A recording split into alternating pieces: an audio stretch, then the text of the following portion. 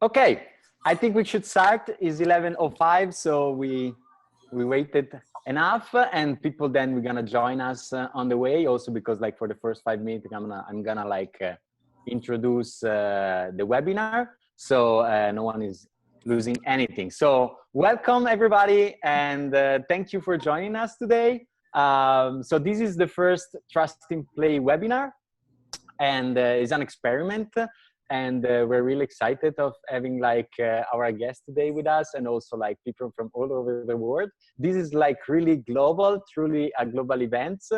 We have people from Georgia. I saw Katuna connected from Rustavi, so I'm really happy about that in Georgia. And then we have also like people I see in Europe, and also here in the States. There are like MICA students are here with me in the main space, and they're like enjoying this webinar together with us. So this is the first Trust in Play webinar. What is Trust in Play? Trust in Play is a project that is like led by the Goethe Institute of Athens, and is a co-founded EU project from Creative Europe. And basically, the idea is like to create the first European school of urban game design. And we're experimenting with this. So we're not a school yet. And basically also like we're going to experiment in the next month different ways to learn together about this topic of urban games. This webinar, for example, like the community that probably a lot of you are already in, is the first experiment. And the idea is like to share as much as we can between peers and like learn from each other experience. And this webinar is another experiment. So we got every like 2 weeks, probably the next webinar will be like in 2 or 3 weeks. We're going like to have a webinar where we discuss deeply on topics that are interesting for the community. Trust in Play is divided in 3 branches. The first branch is based on Amsterdam and is led by the Amsterdam University of Applied Science. The second branch is based on Athens and is led by Innovathens and Technopolis. And the third branch is this one, which is the Nomad branch, and is led by Edge Riders. And I'm Matteo Uguzzoni, and I'm the coordinator of this branch. And together with me today, there is Natalia, which is the community manager of Edge Riders, but also of Trust in Play. So Natalia, you can say hi. Hi, everyone. Present yourself. Yes, so I'm Natalia, and I'm the community manager for this project. So I'll be the one who will be asking you all kinds of strange, deep, annoying questions, and try to make it talk about things you like and things that drive you and things you do in your life. And right now I'm sitting in the middle of Ljubljana, waiting for Biennale of Design, for which I will be doing some artworks this year. And I'm super excited for this webinar. Cool, thank you. And so thank you, Natalia. And Natalia is like the one that probably you already have some interaction on the community, because like she's our community manager. And just a few home rules. I saw in the comments that some of you asked, hey, can you hear me, etc. The idea is that like basically we're gonna like share the audio with the guests, and then so probably all of you will be mute, but you can write on the chat if you have a question, if you have doubt, if you have something that you want to go deep. And Natalia will check that mostly, and so we can discuss your question in the second part of the webinar. In the first part, we're gonna like ask a question to our guest, and so then we can also like go deep on questions that maybe they are raised from this first part of the conversation, etc. Then this is like the beginning of a conversation about money and sustainability. So we are recording this webinar, and we're gonna put the webinar on the community. So basically, after that, we're gonna discuss and like we can continue the conversation online. Other things that I just wanted to share with you today is that we have an open call we are looking for the trainee for the school. And this open call will end the 31 of May. So if you're interested on apply now, consider to apply. On the community, you can find all the information. And basically, you can apply in the different branches. If you are based on Amsterdam, or you can work with a team that is based on Amsterdam, apply for the Amsterdam branch. If you are based in Athens and you are able to work with a team that is based in Athens, apply for the Athens one. If you're not based neither in Amsterdam or in Athens, but you want to attend like the school and you want to be part of that, apply for the Nomad branch, which is the branch that the Riders is leading, that I'm part of, that Natalia is part of, that is like is working mostly online.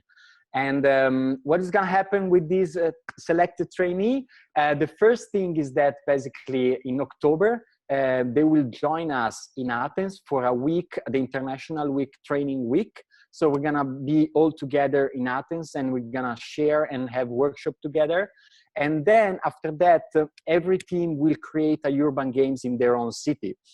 And this game will be like in the spring 2020. And so they're gonna be like a small budget, and then we're gonna have like a team of mentors helping you.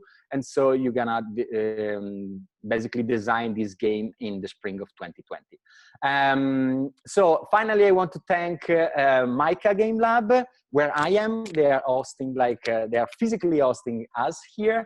Mica is the Maryland Institute College of Art. It's an art school that is based on Baltimore, Maryland in the US. They are also partner of the Nomad branch. So they're gonna be like 3 students or alumni that will join the school in Athens, and they will develop also the game in the spring 2020. So thank you, Mica, for having us here.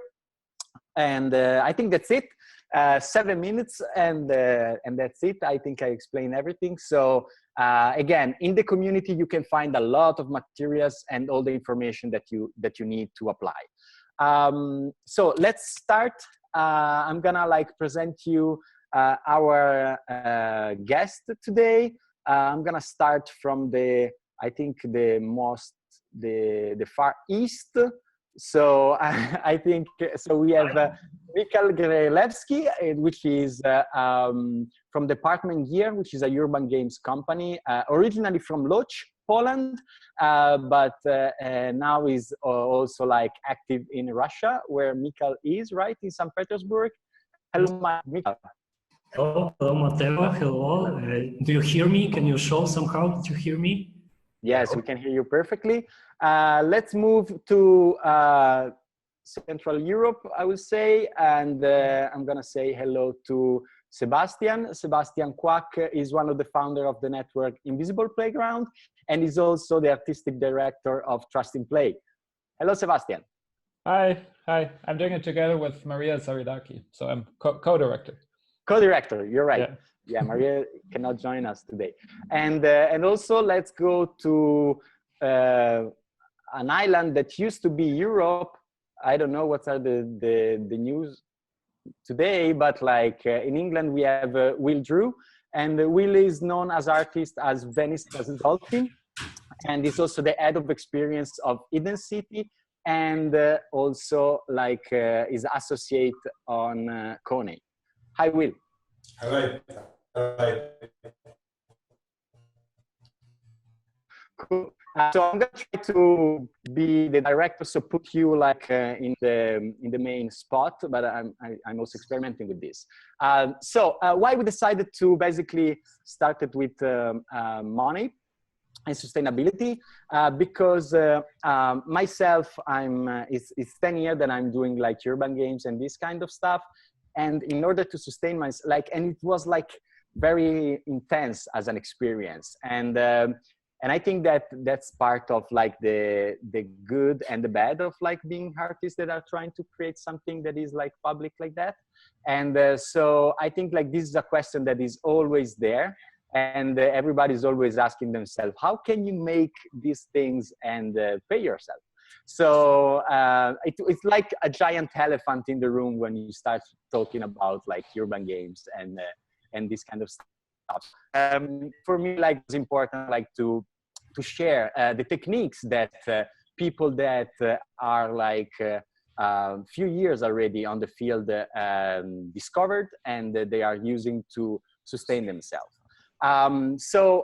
We have prepared like a set of questions, and maybe we're gonna start like with our guest, like talking about that. Maybe we can like follow again the sun area. So start with Michał, and then Sebastian, and then William. And so the first question that I'm going to ask you is basically, what is your name? You already said that. And how do you define your practice? And how did you started with this? So Michał, if you want to start with that. Yes, cool. So once again, hello to everyone. I'm Michał Grzelewski. I'm now speaking to you from Łódź, which is my hometown, because I came here just for a week to be more in the topic of urban gaming. So yes, who am I? I define myself as urban game designer and organizer. I think rather in Poland and in Russia, people would say not designer, but organizer, the man who is putting things together and not only giving the creative layer of urban games. So that's it. And yes, I was also thinking about, am I an artist as an urban game designer or not?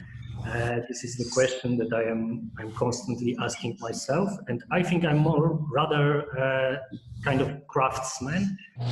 It's making craft out of urban games, and maybe there is not so much art in this I'm doing, but maybe I'm just strict. For me, I don't know. And I started my practice with this in 2008 when I was a student here in my hometown in Łódź, and the very first project that we did, if we are speaking in terms of money, we received a grant from the program. I don't know how it's called. It's YAV's Europe's for YAV, something like this. It's a very basic European program for young people that you don't actually have to have any organization. You can just have a group of people who want to do something. So we received this grant for the first activities, and one of this was urban gaming. So yes, I think if you are young and ready to do some things, maybe there's a point you can start. Okay, I think it's enough for me for now. Okay, thanks, Michał. That's interesting. One thing that I think is gonna keep coming, which is the thing that you said about organizing. So basically saying that you are like basically a producer of urban games. I think that this is a skill that every one of us has to learn in order like to make this kind of activity. So yeah, maybe probably this is something that is gonna come up also with Sebastian. Yeah, Sebastian. Yeah, okay, sure. Hi. Yeah, good question. So I do define myself as an artist. So I usually say artist, game designer, curator, depending on where I am. So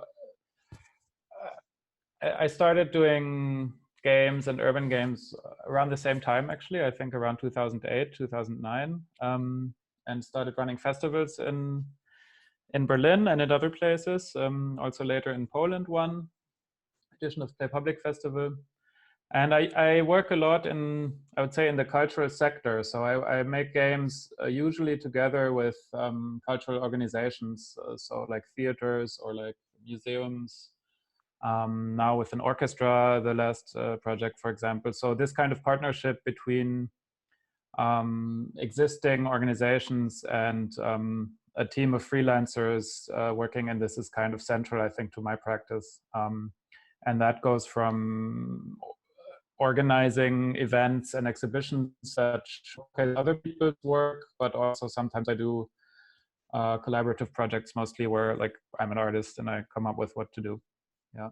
And I mean, showing stuff is, I guess, later, right? This is like the short intro. Okay. Okay. Yeah. Thank you. Will, let me put you, oh, wait a minute. I did everything wrong. Thank you. Sorry. I just,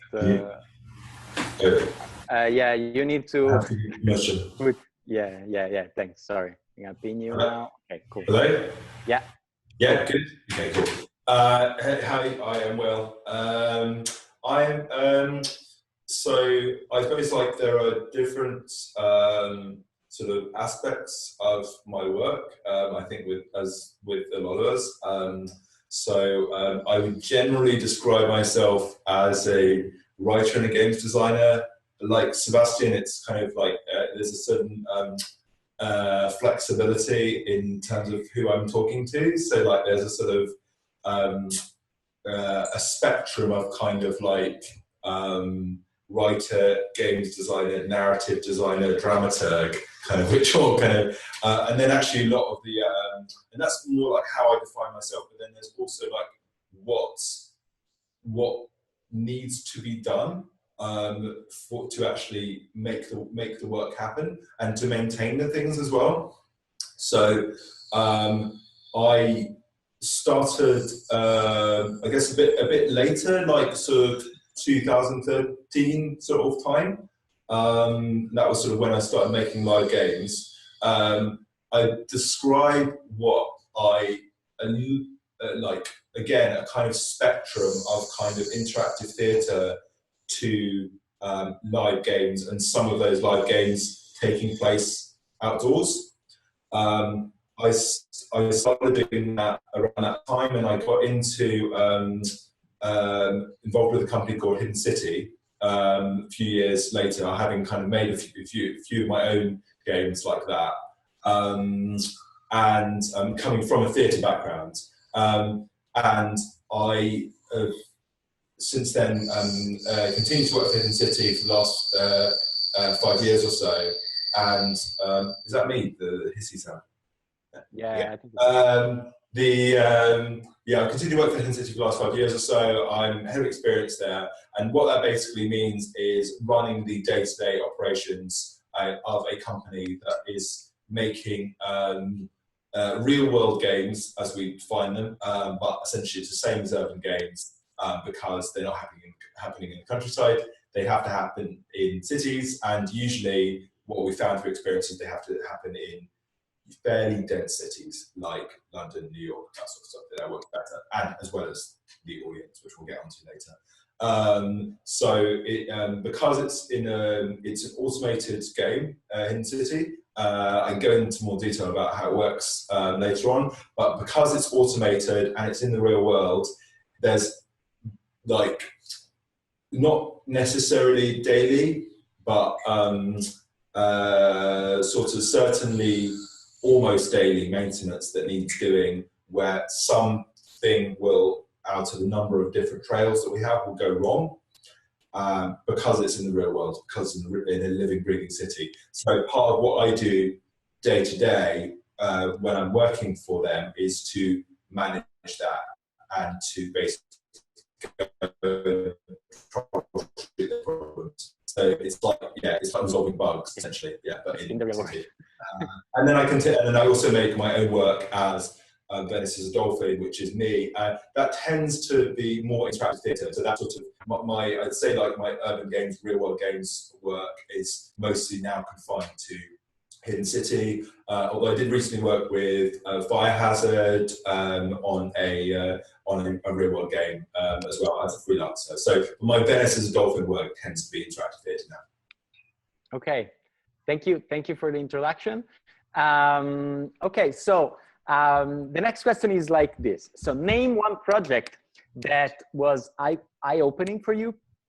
So basically in terms of business. So we have like probably we have like 10 years of experience, and you, William, like is already low, so like 6 years. So like in this time, in order like to survive and thrive, we probably created a lot of projects. So what was one project that was like illuminating for you in terms of business, like in the bad like the bad side or the good side, something that you say, oh my God, now I understand something that was wrong, or oh, now I got something that's good, I'm gonna continue with that.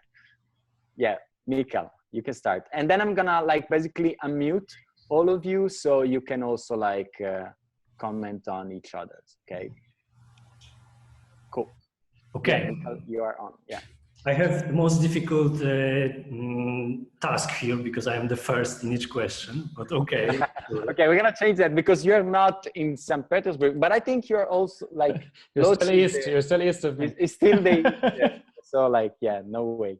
Okay. No, this is not a problem. I'm just trying to tell some jokes. Okay, so what I'm going to tell you, I'm going to tell you about two projects that we worked on. One was done in Poland, and one was done, well, maybe done is not the word that I should use here, but it was happening in St. Petersburg. So yes, as for the project in Poland, we did quite a large urban game. It was lasting for a week, for actually more than a week. It was 9 days from weekend to weekend. And how we got this job? We won a city tender. It was a tender for event for the city. And it was not the first event like this in this city. It was another year of this. And what we found out was that they were expecting something quite simple, quite ordinary, but meeting their formal requirements that they have, as it works in tenders. So you have to print, I don't know, 2,000 posters and 1,000 something else. But it doesn't really matter if your game is good and if people are happy or not. And what we tried to do, we tried to deliver good quality. We tried to make really fun game with very not complicated, but with very creative story and so on, and with some characters that were dressed in the costumes that we made, and so on and so on. So what we did here, we delivered more than we expected, way more. And of course, people were very happy. They, as a city council, were quite happy because people were happy. So they were happy as well. But they knew that if we did it this year, next year, they will have to do something like this or something better. So that was the thing that they didn't like much. And also we made estimation of costs for this project. We calculated everything, and of course we made a big. We estimated a huge amount of this cost as our reserve, I could say, as something that we should keep for ourselves. Mm-hmm. But we found out that it was too low amount, and during production of this event, it came out that there are many things that we should pay for, and everyone in those city needed that.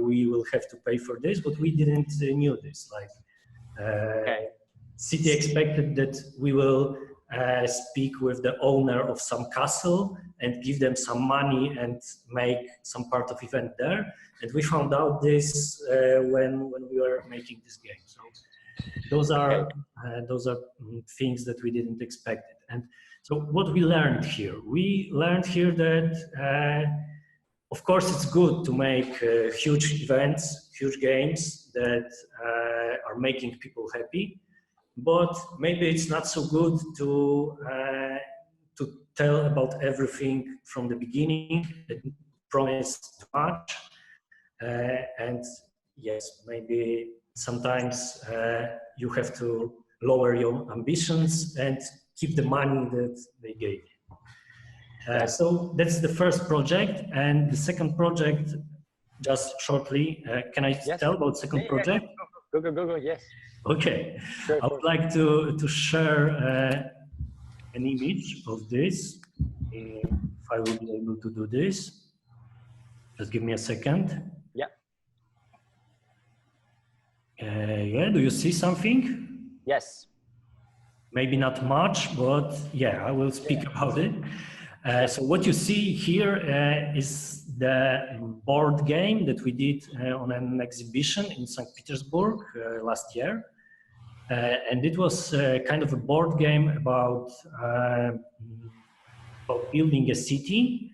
And as you see here, there is an industrial robot which is putting some buildings, where boxes actually, on this board. And in the background of this picture, you can see the people which are behind some kind of fence, because they couldn't enter the board because it was too dangerous. So as you see, the setup of this game was quite complicated. And the technical side of this game was very complicated, because we had to develop the software that were running this game and connect it with the software of these robots. There is one robot on the image, but there is other one in the other side of the board. So everything was so complicated that finally, as it somehow happens, we didn't manage to realize this game the way we wanted. So in terms of content, in terms of the story, the game mechanics, like the game rules, everything was very well prepared. But in the terms of tech, of these robots and projectors and board and so on, it was too complicated, and we didn't manage to get this done. So the things that we learned here, and actually I knew this before, but it was the time that I realized it one more time, is that content of the game, mechanics of the game, rules of the game are very important. And if you don't have to use some complicated, sophisticated technical devices, maybe you can avoid it and do it just in a simple way and enjoy the game as it is, and not enjoy those complicated devices. Yeah. Michał, one question. Do you have like technical skill in your team, or like someone in this project, we were collaborating with some technical team that they were responsible for the robots and for the projections, for visualization and operating. So I'm speaking that we cannot get this done. Okay, cool. Thank you for sharing this. We can feel it. Okay, Sebastian, what was your like project that in terms of business like was eye-opening for you?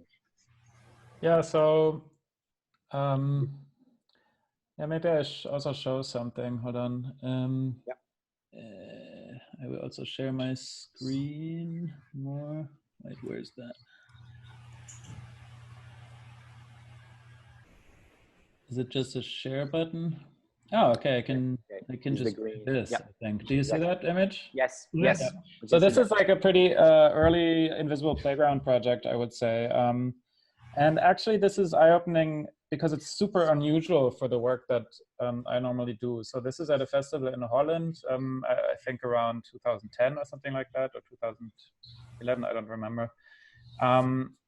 This is 200 festival visitors at a festival that's devoted to landscape art or landscape-based performances. So it's all about music and shows and stuff like that. And they had invited us to do like a game, whatever we want, basically.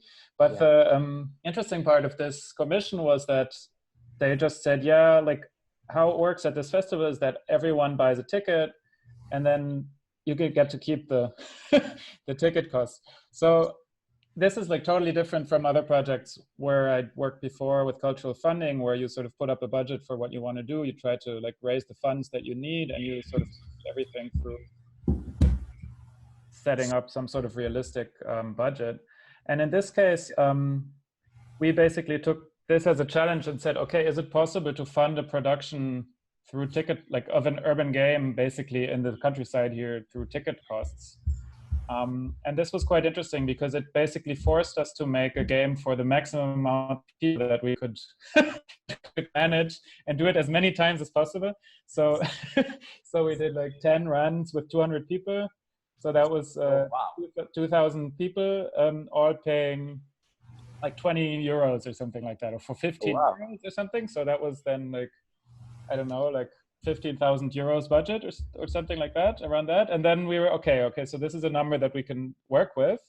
But the consequence of this decision was that you have to do 10 runs with 200 people, right? And that meant like really thinking deeply about how to train 200 people for this. We had like this very elaborate teaching system, needed a lot of manpower, but everyone in small groups that went through this training there. The story of the game was you sort of have to navigate a city that's being flooded. It's kind of a dystopian future, and we drew the city every day with chalk spray on the sand, and it was positioned in a way that it was actually flooded by the physical water throughout the game. And you're kind of fighting, 4 big families are fighting over happiness at the end of times. It's kind of the story. It doesn't really matter in this context. Basically, this was interesting because I think it helped me realize that raising the money through players paying is basically not an option for the work that I'm doing, right? It's not. No, because like, well, this is an example of where it worked, but this only worked because there's this huge festival which basically gives us the audience, right? Like the audience was delivered to the entrance of the game because they're going to this festival, which has been running for 30 years on this island, has a huge following. People camp there all the time. It's really great. It's nice. It's called Euroll Festival, so I recommend going. But like the only reason why we could fund this through tickets was that basically all the work was necessary in bringing the people to the entry point to this game in this mass. You know, this was taken away, right? So it wasn't even actually funded through the ticket prices. It was funded through ticket prices plus like all this huge setup of the festival all around to get people to come there. So this was also highly subsidized if you look at it from the thing. And even there we were like trying to make it work for players. So this was to me a moment of like acceptance that the type of kind of deep bodily chaotic site-specific one-time experiences that I was interested in that time are just not feasible economically, period. No one would like pay for it. To do it, it would mean like, it just doesn't work, I think. I think the only example that I really know where this sort of worked for a while would be the big zombie games that Simon and Slingshot did in the UK, but then they basically built this huge PR machine around that one experience and had to repeat again and again and again and again and again. So, so this is just one example, I think, that taught me how to like basically this problem of scaling up urban play experiences and the numbers that have to do with that. And then maybe just to show one like more recent project. How do I share my screen? Oh, here's I can like select the player. Oh, that's cool. So do you see this video thing? Yes. Yes. Okay, so this is the project I just finished right now. This is a collaboration, totally different model, with an orchestra, like a very established classical music orchestra called Mahler Chamber Orchestra that's doing like very big tours with like Mozart piano concerts.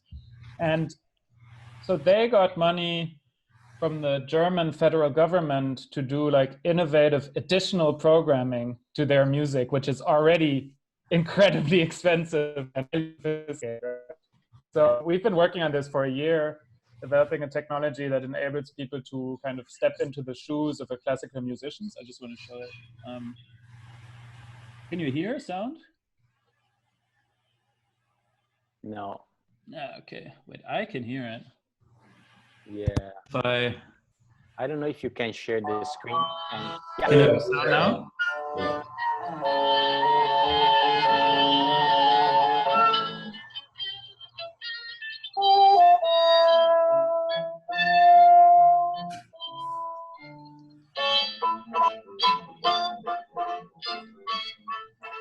Right. What is happening? Okay. So what's happening here, and I'll just close. How do I close it? You can leave it. Yeah. Just yeah. Cool. Yeah. So what's happening here is that like we developed this special sound box with a tablet and a speaker, and they're all networked, and they play like a single voice from a classical music concert, and it's all synchronized, and they just like, it's like Guitar Hero for multiplayer Guitar Hero for classical music, right? So this is like classical music audience, which is going to a concert, and before that they're like, oh yeah, we're performing like the whole piece. At the end, it's like a whole orchestra of 37 people performing a whole Mozart piano concert.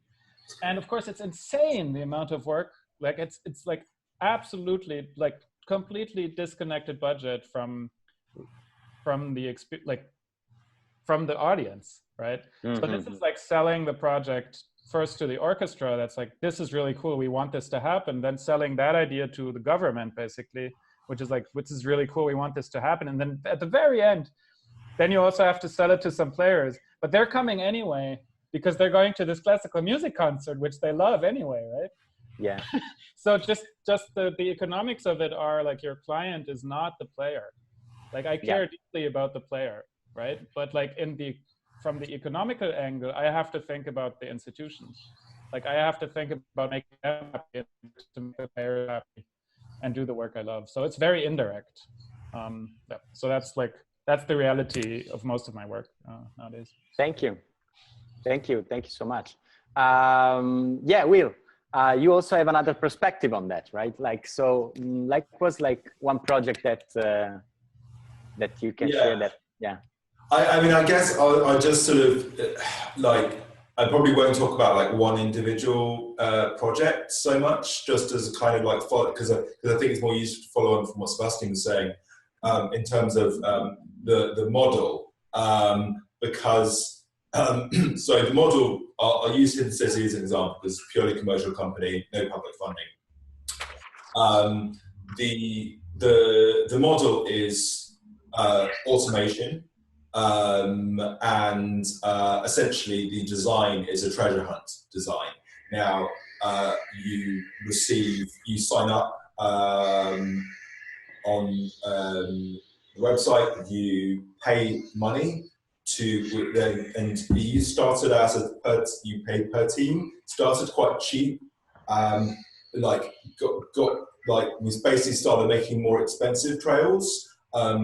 That were more immersive, tapping into appetite for immersive theatre, for escape rooms, that sort of thing. Tapping into that market, going, okay, we actually take that sort of stuff out onto the street, people using their phones, like, and still, like, no app, just SMS, right? So now we have, I'll share the website in the chat, but we've got, everyone. We've got some of our trails are like, so our most expensive trail is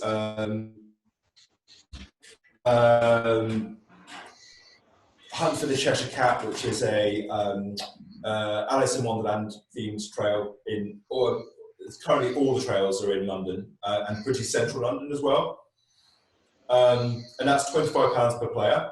So considering doesn't have to be staffed, you don't have actors. All you have is, all you absolutely have to have is someone on customer support in case something goes seriously wrong.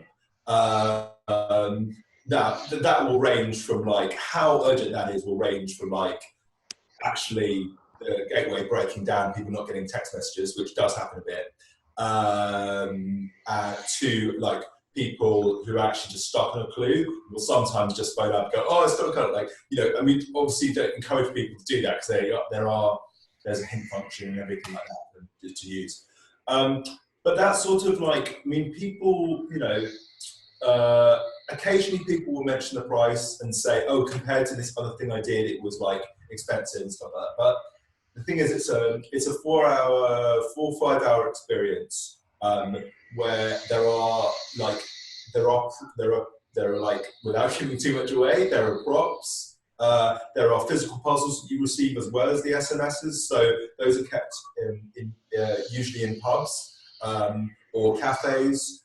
So you might get an envelope from someone, and that will be like, and there's a narrator. So there's like an immersive experience. There are branching narratives now as well. So it's simple branches, but there is some branching narratives. There is some agency that you have, which, you know, when people's expectations are sort of that they will be following something very linear, i.e. treasure hunt, and getting right or wrong, then it becomes, you know, then it's sort of exciting for people to have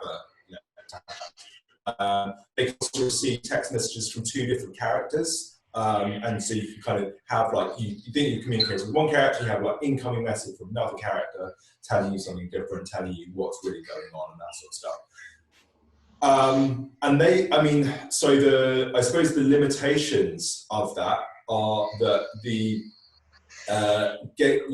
game design wise, the model isn't changing very quickly because it poses a lot of risks to change anything up very quickly, like in a very substantial way. Can you say how often this runs? Like, can you say? Oh yeah. And also how frequently we do it. Mm-hmm. That's the other thing.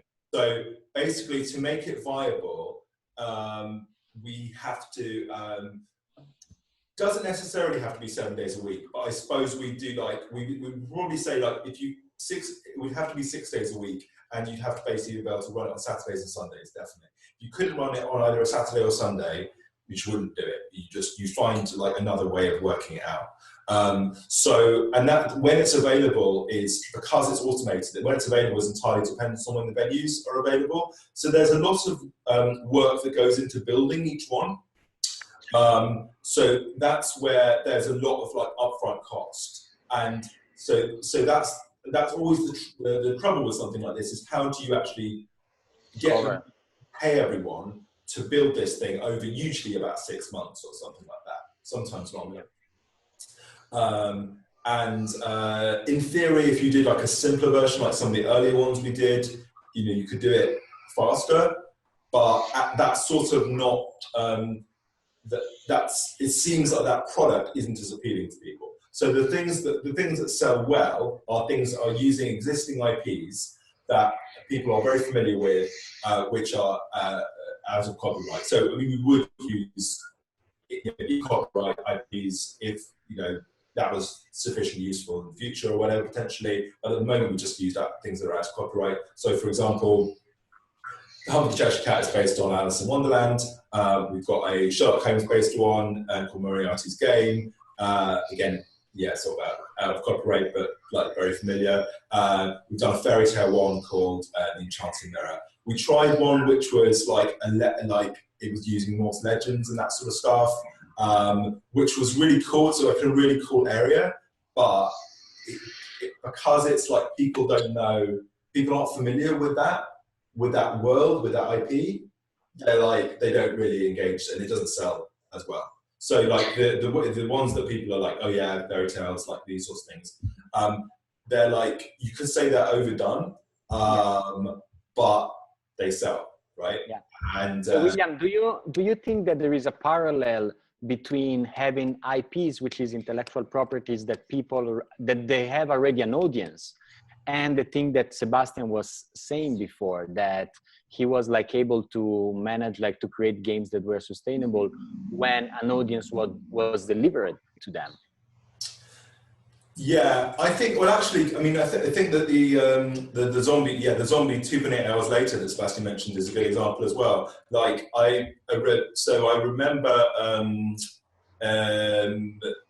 something that Simon Johnson used to say a lot, who co-run Slingshot, was that only change one thing at a time. Only introduce one radical element at a time. Like if you're asking people to do something, even relatively simple, like Hidden City, like once people get how it works, it's like, this is like one of the simplest versions of an urban game you can imagine, right? It's just text messages to your phone. So even that can be confusing to mass audiences, right? So the familiarity of being like, oh, what is this? Oh, okay, I know what the Cheshire Cat is. I know what Alice in Wonderland is. I know what Sherlock Holmes is.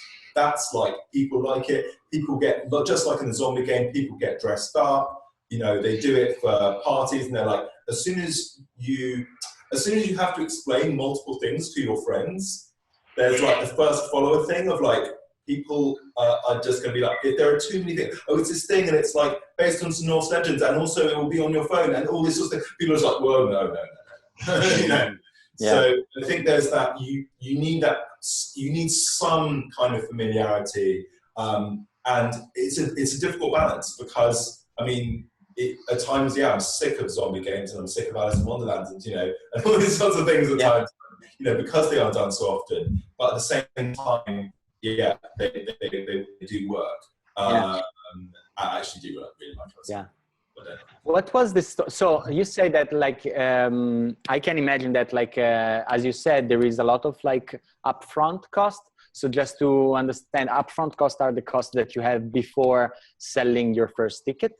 And so how was like the history of Hidden City? Like, they started like with small project, building up their audience, and then they managed like to get an IP, and then etc.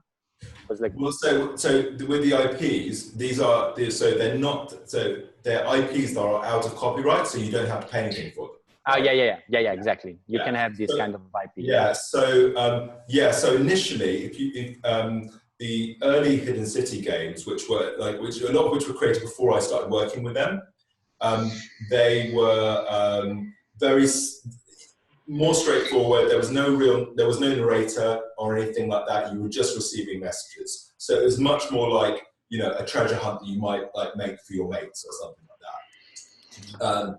But kind of like obviously a step up, you know, to the point where you could sort of charge people. But at that, I think back then it was like we were charging people £20 per team, and we didn't have any limit on team numbers. So like it was pretty cheap for people to do. People do it in large groups. You know, you stop off in some pubs along the way. You know, they sort of do it like, you know, take their time doing it. Like some people be super competitive about it. But yeah, once there was a bulk of like existing things, and you kind of had some followers. But actually, to be honest, like with these new games and stuff, a lot of people are first-time buyers. So there are a lot of new people, and in terms of reaching those people, it's a lot of that is through social media, and that's it's like Facebook particularly. It's like very sort of good for our demographic. It's you know, because you can tag people and that sort of stuff. Like people are asked to get their like groups together and that sort of stuff. So that's that's been a big elements to it. But also obviously because I think anyone can go on the website and they can see like, oh, there are all these things they've already done. There's like, you know, this isn't their first rodeo. that yeah, helped. reliability. There is reliability on the deliver. So, and also the tech probably on the side was like already strong when you started like having like this new adventure, right? Yeah, so that's another thing. Already strong, like to a level that is like Robust, really. Yeah, That's the key thing, because again, the tech isn't complicated, and you know, but it has to be robust. For example, like so some of the work I do with Coney, and Coney is a theatre company in the UK, but also like an agency of play. They make adventures out in the real world as well as in theatres, and Coney is a national portfolio organisation, which means an organisation that is regularly funded by the Arts Council in the UK. Yeah. So they're not a profit-making organisation, basically. So I made a game with Tassel Stevens, who runs Coney, called Adventure One, and that used a platform that had been built by a hobbyist who is like an amazing technologist, and like, you know, no way that like Coney would have been able to afford him to like actually to pay him his rate. So he did it for free. But what that meant was he had created something with a lot of really complicated and amazing functionality, but it wasn't sufficiently robust. So even for like to run something with like 10 people, we would find that like the server would crash sometimes. Like it would be fine. It would be like, it would run for a few days totally fine, and then it would just crash for everyone. And obviously that couldn't work for Hidden City. So Hidden City has refined the hunt engine that we use for the game engine, essentially. Like over time, both the internal engine itself and also all the providers that we used, like testing out providers, giving feedback to providers over and over and over again, being like, this didn't work. And it's like, you know, that's years and years of doing that to make it as robust as possible so that you can send hundreds of people through over a weekend and it works. Yeah. You know? Because people, obviously, if people don't get a text message for half an hour and literally don't get text messages, they're going to want a refund. You know? Yeah. Cool. Yeah. Thanks for sharing this. I think like with this first round, it emerged to me again one like way to understand different ways like to fund these kind of activities, which I started sharing like in the platform. I think like there is like one way that is, and there is also a topic about audience development, which I think could be like another webinar that we can organize in the future. But I think like there is like with the story from Michał and also Sebastian, there is like this idea of like mostly with Michał. So basically, you apply for grants and you try to find a way to like apply for a grant that is not exactly maybe written for you, but you manage like to enter this like niche, and then you organize like a game, and then basically you are responsible for the entire budget. And so usually that, if you're not experienced, it means like over design, over delivery, and you don't get the money for your hours and your work. And I think like everyone at the beginning has like stepped on this and probably like make this mistake, but then you get better and better. Another like way to survive that is probably like just to simplify that is like what Sebastian was saying. Basically, I'm an artist, I make games. If you are like an organization that you want me, you can like hire me as a consultant, and then like basically you are my clients. So I will call this like a B2B, which is like basically business to business model. And so basically, your clients are not like the final audience, but is like you have to convince your clients, like, which is an institution. And then there is also the last way, which is like B2C, so business to consumer, which is like the Will and Hidden City model, which is basically you have to build your audience and you have to deliver to them something that is like innovative, but also like very simple, because like if you want like an audience, and very robust, because like if you want like people to have a very good experience from scratch, basically you need like to have a word that is known from them, a technology that is like not so drastic and not so scary, and also an adventure that is already in their like library of experiences, I would say. So it's nothing like something that is like completely off, but it's, which is something that also like, for example, I remember interviewing Randy Viner, which was the producer of Sleep No More here in New York, and is like one of the most known immersive theater experience. And he told me that you need to have words that people can bring inside the world that you are building. So everyone can bring their own word into your work. So these like are different models. I think that, for example, the grant model, it works a lot in Europe. For example, here in the US is not like the way to do stuff. Probably building an audience and is a way that here works better. My next question for you will be like, if you have to look at your, and we are getting late, so it's already noon. So like, sorry for keeping you here, but I think like it's really interesting, the conversation. So maybe these are like the next question, then we're gonna look on some question from the audience.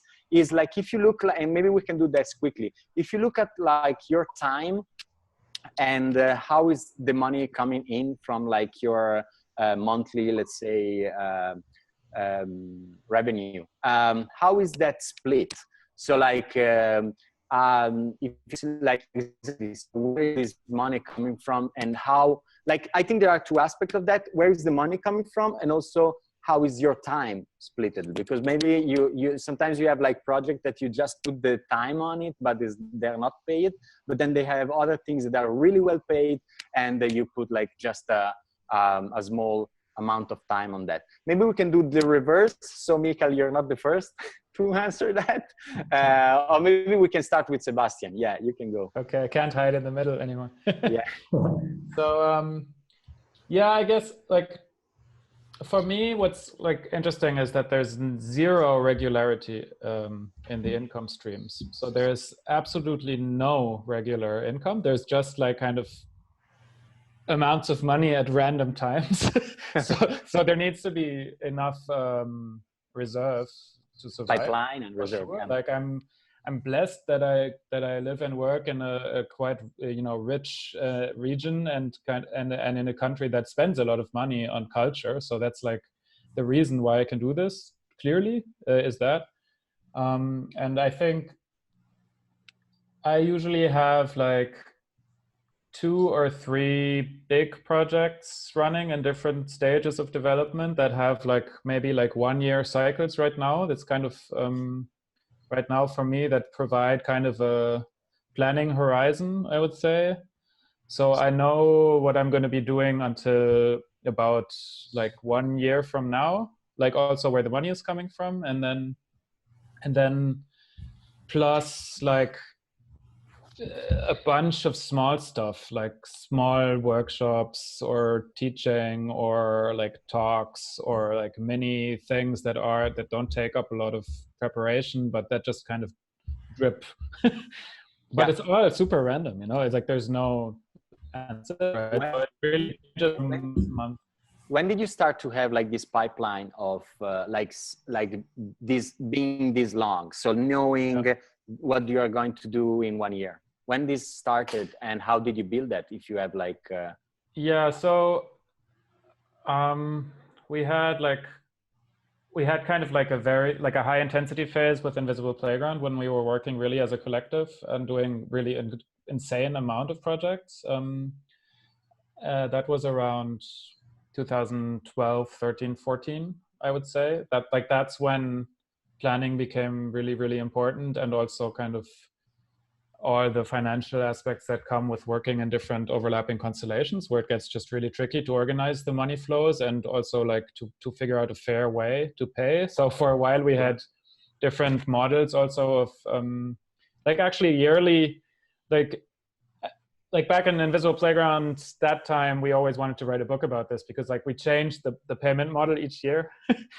so we had like of course, like as game designers, like you iterate, right? So you have like, okay, so 1 year we paid everything by the hour. and then the next year it was like, yeah, this is shit. we're paying like all the projects have separate budgets and everyone is responsible only for their projects. And then you sort of, and then we had like mixed models where there was kind of baseline hourly pay plus like project bonuses. And in the end, and where we ended up was like total independence as a network, like, because it's like, it just, nothing was possible to sustain, right? Like these sort of complicated, innovative models are really, really, really hard. Yeah.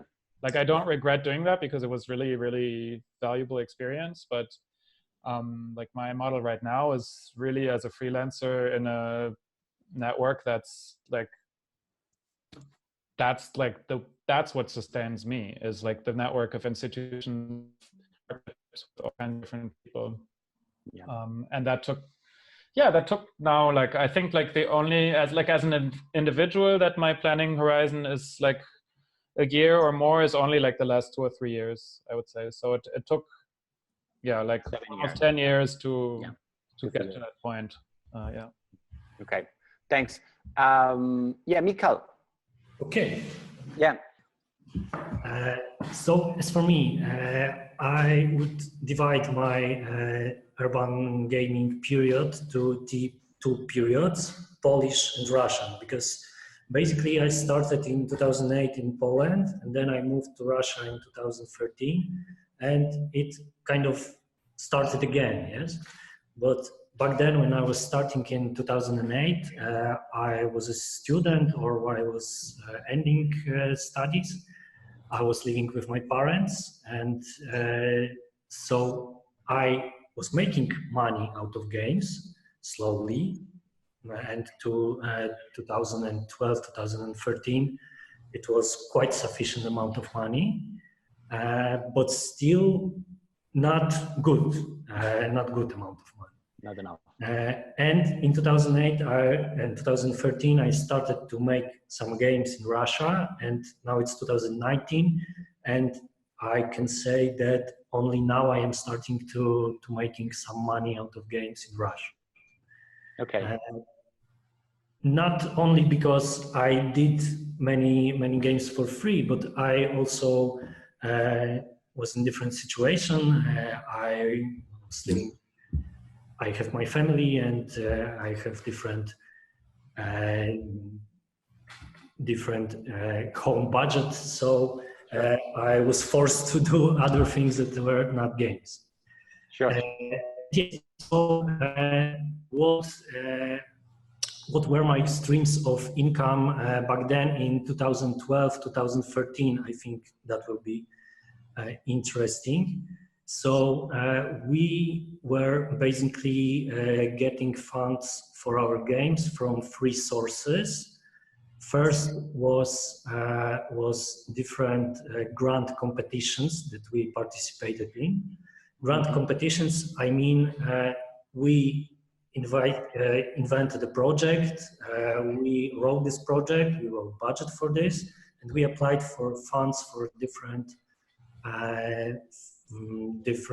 competitions. They were like Ministry of Culture or City Council or some national programs or some European programs. So that was the first group. Second group was the games that were ordered from us by cultural institutions like museums, like galleries, university, or so on.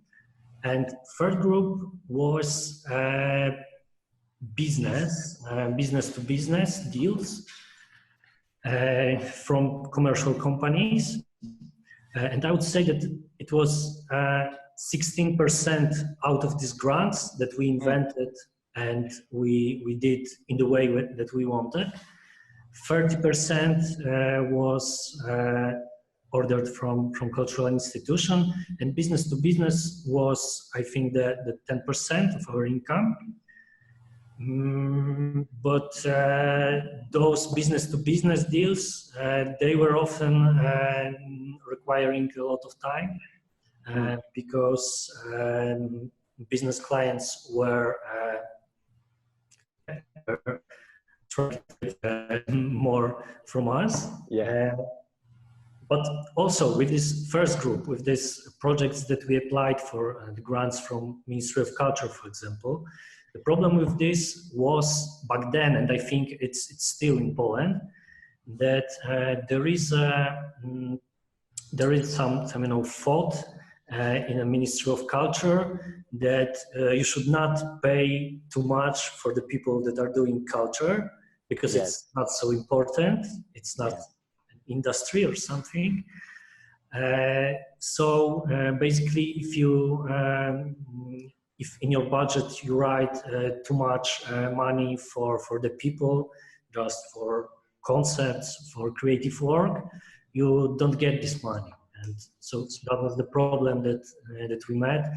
And we also done some different creative tricks here, like we wrote that we need money for something that they know that it's costs much, like technology is always good. Technology, yes, like this.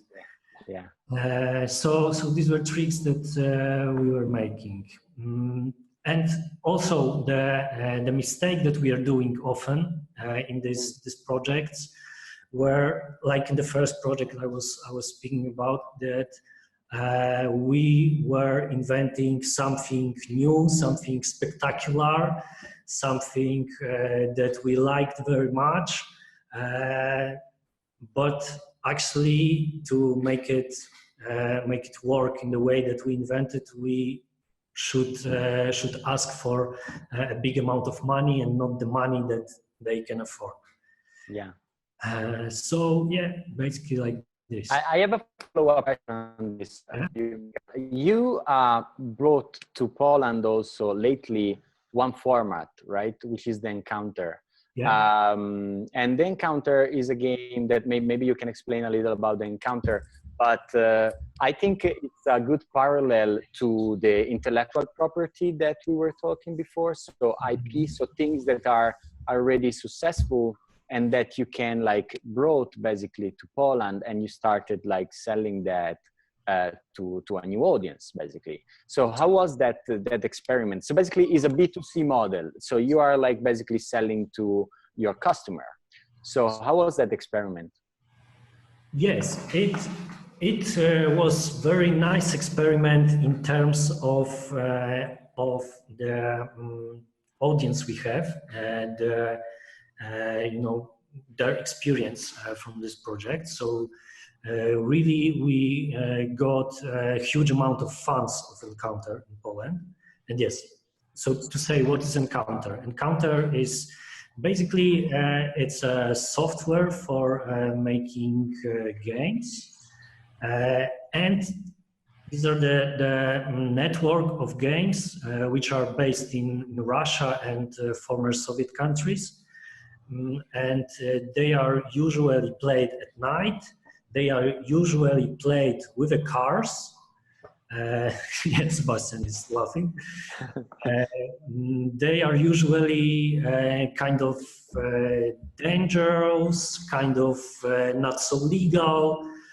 So you are visiting some abandoned places, some not so safe places. So these are kind of rough, dirty Russian games. But Encounter, I think it's difficult to speak about Encounter in terms of business, because they are financed by the community, by the players. So you basically pay some money to enter the game. But how it works is that the money that you receive, they cover the organization costs. Production cost, Production costs, yes. And you don't have much left. And also what's interesting here, the common practice is that some part of this money, most often it's the half of the money, is granted for a prize. So the winner of the Encounter just get this money. Interesting as well. But in terms of business, it's not so sustainable. Okay. Thank you. Thank you for sharing that. Will, so you're like monthly income, how is divided if there is something that is more like revenue and etc.? So yeah, I mean, I'm a freelancer, but I do about 75% of my work at Hidden City probably, and then that sort of gives me still time to work on other projects. So like this week, for example, I'm not working on Hidden City, I'm working on things. The Hidden City, so yeah, in terms of my income, it's more or less that, like, so I would generally say like 75% Hidden City, 25% other things, although there are also times when you're applying for grants and that sort of thing, when you're having to spend the time and hope that you're going to get the money, and obviously you're not getting paid to do the applications. And in terms of where Hidden City's income comes from, that's it's directly from players. I suppose like one of the things that makes that is an advantage as sort of from a sort of startup, is, you know, or small business like Hidden City, is that you're not having to provide the product straight away. So you can put tickets on sale a few months in advance usually, and people pay for it, but they're not necessarily going to actually play the game the next day. Like I'd say on average, people do play within the week, within a week or two of booking, but there will still be people, and sometimes quite large bookings as well, for like, you know, sort of bachelorette parties, like birthdays and that sort of stuff, like, you know, where people really want to plan in advance, or like office parties and that sort of stuff. Around Christmas, people really want to plan in advance, right? So then you can get this like stream of revenue, which is where you're not actually having to provide any of the materials. So, for example, like there are consumable materials that we'll provide on the trails, but the point of someone actually using that and us needing to provide that is different to the point at which they purchase. So that's a useful thing.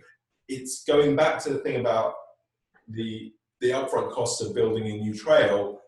People aren't buying 6 months in advance, right? So there's there's that as well. There are also partnerships, so like media partnerships, for example. So Time Out, which I imagine most people know because it's all over the world now.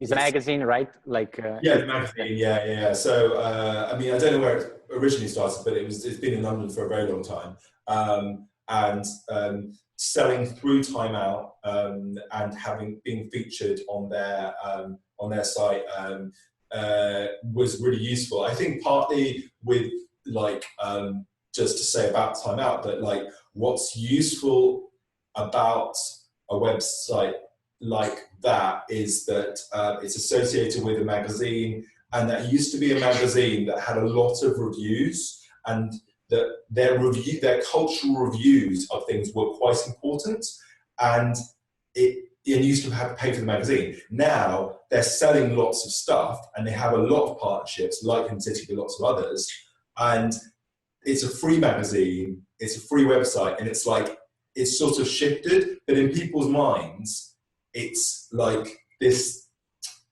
seal of approval. You know, they trust the brand because it's been around for a long time. So yeah, also keyword trust, right? Like what we always kind of come back to. Yeah, sorry. Yes, yeah, exactly. Yeah. It's that thing of like people.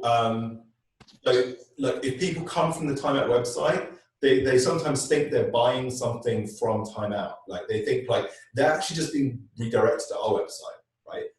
But it's that thing of like, oh yeah, but it's Time Out though. It's got that seal, that seal of approval of something that's been around for a very long time. Okay, cool. So maybe right now, if like our audience has like question, please write them on the chat. And in the meanwhile, if you have questions for each other, after this discussion between each other, like we can have a discussion while we collect like questions from the audience. Yeah, I want to know more about these like dangerous games. Because I think when you were describing them, Michał, I thought you were saying that it was an established thing, so you got quite a lot of money to put it on. But then from the model you described, it was like an under the radar, semi-legal sort of thing. So I was just curious about how that worked, because I mean, here you couldn't get a bunch of money from the Arts Council to do something that wasn't legal. Well, it's, you know, in Russia, it's how to say, a lot of things in Russia are not so legal. Okay. So we are reinforcing a stereotype here. I am just like sorry. No, I would not say it's illegal. It's rather off the radar. It's some gray zone. This. Mm-hmm. So yes, you just collect money from the people and you don't show it anywhere. So it works like this. Yes. So like you basically tap into community that are already existing, and you promote the game inside those communities. Yes, because Encounter is a big network that people are already connected to, and they are expecting games there. So we can advertise your game and just get the people from the site. So it reminds me also a little bit of the Nordic LARP scene, where there's also a very interesting community-based business model where players actually fund very elaborate productions and pay a lot of money to join stuff and go places. Mm-hmm. It's maybe also to answer one of the questions here in the chat. It's also like one of the areas where there's super interesting work on the play. It's like the whole Scandinavian live action role-playing scene. Like they've over the last 20 years developed their own culture, basically, with their own festivals, their own conferences, their own kind of strategies of events where you enact really, really challenging, interesting scenarios. And they've developed a business model for it, which is completely player funded. And it's only now starting to get in touch with other cultural institutions. But this is quite new for the LARP scene, you know, to get like outside money. Yeah. So yeah, this is interesting. And again, we go back like to the idea of like basically create your own community, and then which is usually a community of peers. Is not like sometimes like is not a community of like consumers. Right. Usually is more like a community that is made of people that loves what you're doing, that are doing themselves stuff, and that maybe are like 2 years younger than you in terms of experience, but they are coming, and this is again audience development. So I think this is a very interesting topic that we can cover in another webinar. There is another question, which is, what is the longest time a participant has to commit if they play any of your games? And how willing are people to come back and play again? Thank you, Michał Lobzanidze, to asking that. So like in terms of, which is connected with pricing usually, right? So how is like the price for your experience, and is that related to the time the people are playing? And also like the question which Will was also asking before, like contingently, is like how many people pay twice for like the returned customers, or like or also like not customer but also like institution that got one product that they got others. Feel free to jump in on that. I think that, so in terms of Hidden City, the experience is usually 3-4 hours, could be less if you're like a super speedy team, you could do it in 2 hours. There are breaks along the way, so stop the timer for the breaks. Some people take ages and ages, and they're basically just getting wasted in the pubs along the way, or stopping and shopping and that sort of stuff. In terms of like, I wouldn't say there's always a correlation, and again, it depends on what the model is as well. So, you know, yes, Hidden Teacher does tend to charge more for longer games with more clues and more stops, but not hugely so. So, but then similarly, Adventure One, which I mentioned before, which was something that we made with Coney, using their own model. Now that was very cheap to play. It was fairly cheap to run, but part of the reason it was cheap to run is because Coney has salaried staff, right? Yeah. So and there's also the what also becomes problematized is what we mean by play, like in this context of like because there's a light level of play where you're interacting with the world maybe, but in a very light way. So receiving emails, receiving like maybe a tutorial level about like, you know, I mean, which would, you know, in something like Adventure One, it would be like, oh, if my phone rings from this number, it's someone calling about the game, and it will be like, there's no point in talking back to them because it's an MP3, like, you know, and you sort of learn to suspend that disbelief. So basically it meant that people were having to book like about, well, I think like 3 days. I think maybe we said a week, but it was really 3 days. We could push people into 3 days, just so that there was enough time for them to be able to respond to certain questions over email, and that really fed into the game itself. But the game itself would only last a couple of hours. Okay. Yeah. Michał or Sebastian, how do you answer to that? Like in terms of like, also like how the audience, if the audience like it's returning or So maybe I can like there's a couple of projects, kind of like a small, like it's its own form to me, like that are this kind of crazy ambitious multi-week games, I guess. Like I did a few of those. They were always like insanely kind of, I don't know, everyone worked way too much on these, kind of coming from also this a little bit tradition of like also back then alternate reality games where basically there's a team like constantly reacting to what players are doing, and you keep this up as long as you don't like have a nervous breakdown basically. So that was like 3 or 4 weeks was kind of the longest. Like I did like maybe three of those things. And there actually what was interesting was,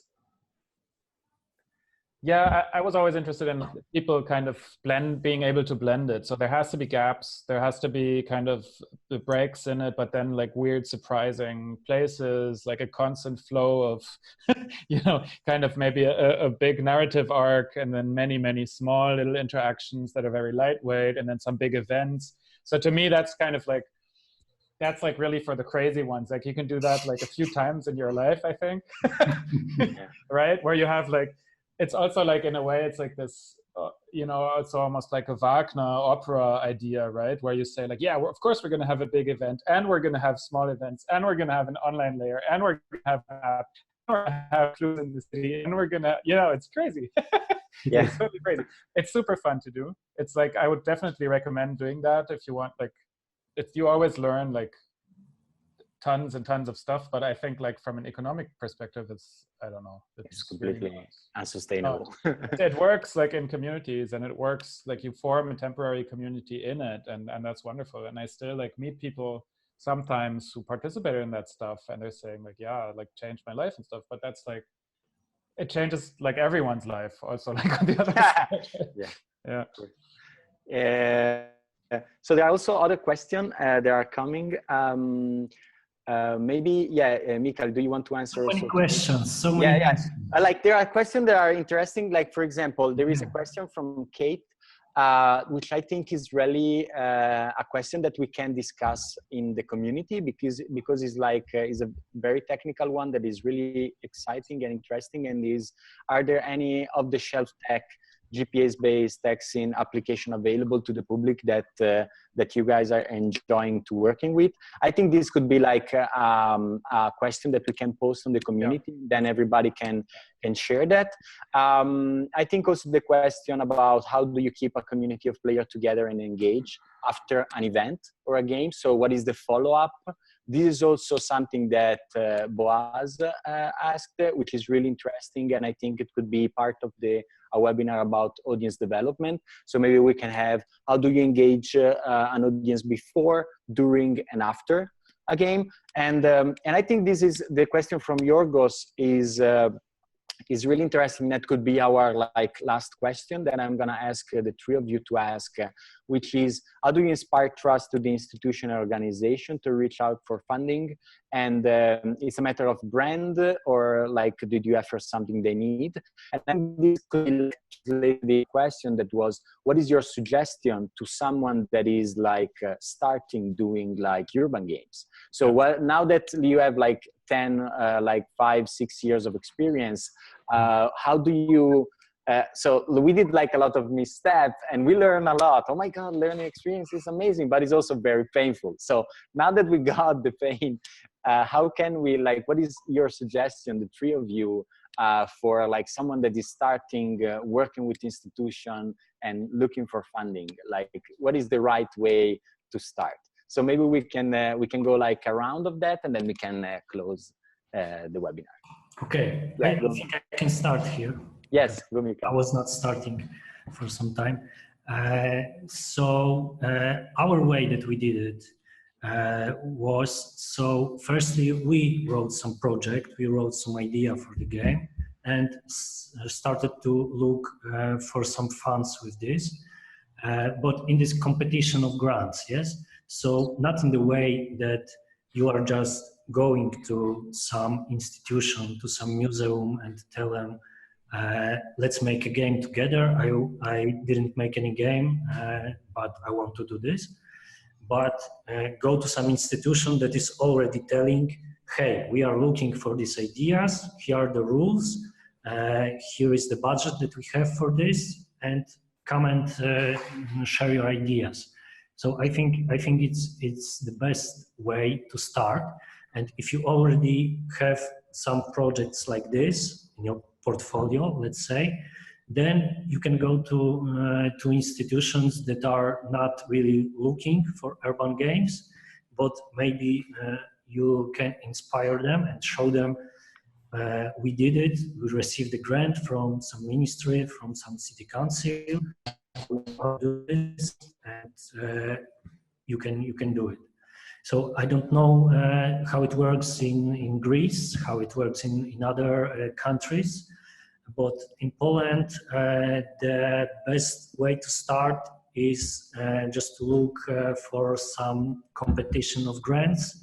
It's not always easy to get this money, but it's definitely possible. It's not some rocket science to do this. Yeah. Okay, thank you. William, you want to go next? Okay, yeah, so learning from experience. So things like when you, I think as an unknown quantity, particularly if you as an artist or as a maker are not known to people, and also they don't really know that much about the format that you're working in, it's all this uncertainty. So there's gonna, you're really up against it in that case. So I think to have made something, to have a thing that you've made on your own DIY, and to have made it well, really, really helps, because then you can say to someone oh yeah, here's this thing I did.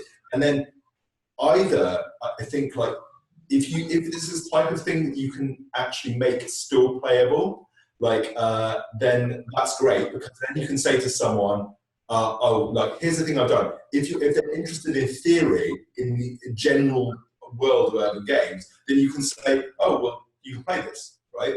And if it's the type of thing that was a one-off event and it's not a continuous thing, then just document it really well.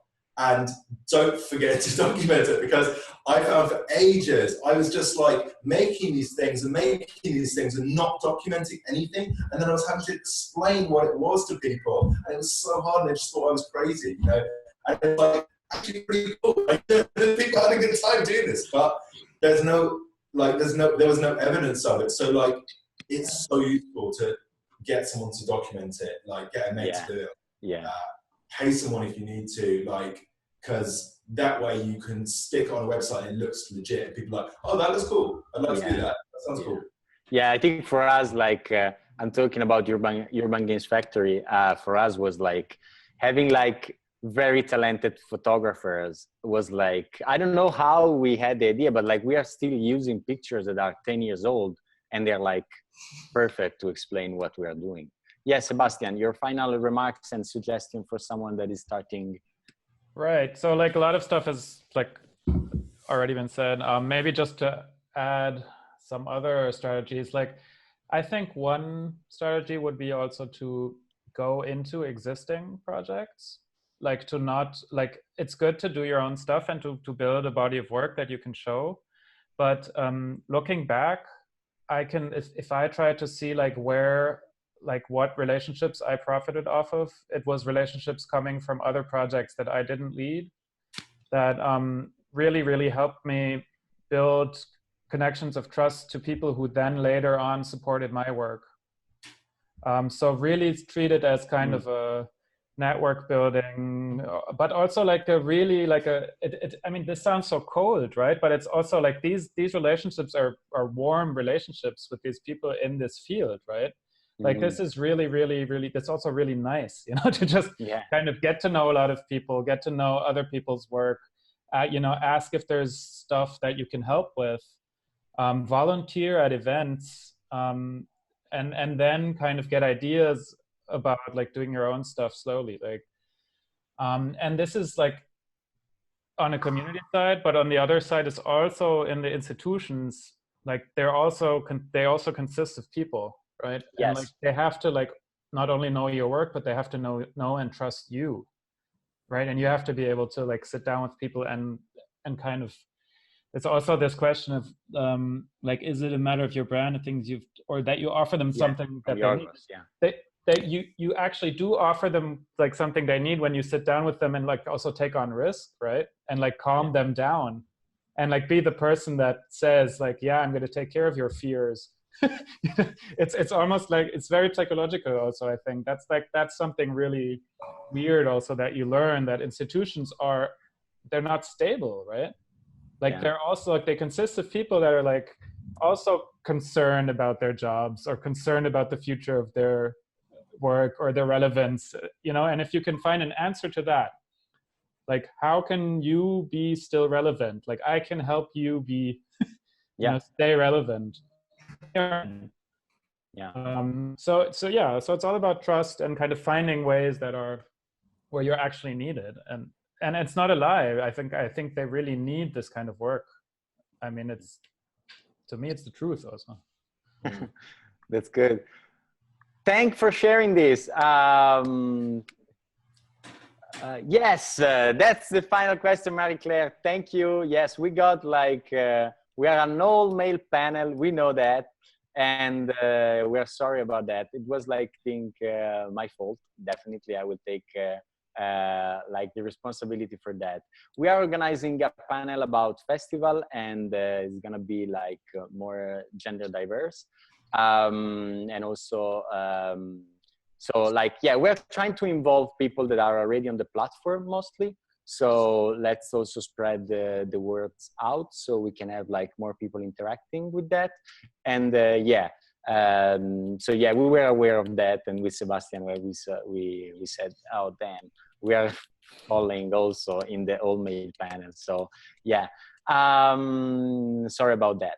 And that's it, I think, for now. So thanks again, Sebastian, Michał, and William, for being with us. Again, thank you. And we're going to share the video on the platform, and so we can keep continuing asking each other questions and continue this conversation. And thank you for participating. It was like 17 participants, 18 participants some point, also more. Thank you for the question, and it was really, really, really good. And I hope to see you there. Remember, there is an open call that is open, and it's gonna last until the 31 of May. So if you're interested on this, apply. There are 3 ranks you can apply. There is the Amsterdam branch, which is based on Amsterdam, Athens branch, and also like the Nomad branch. There is the one that we are, with the traders, we are like coordinating. So thank you again for your time, and have a good day. Thanks again, panel, and see you soon. Thank Thank you. Bye. Yeah. Bye-bye. Bye-bye.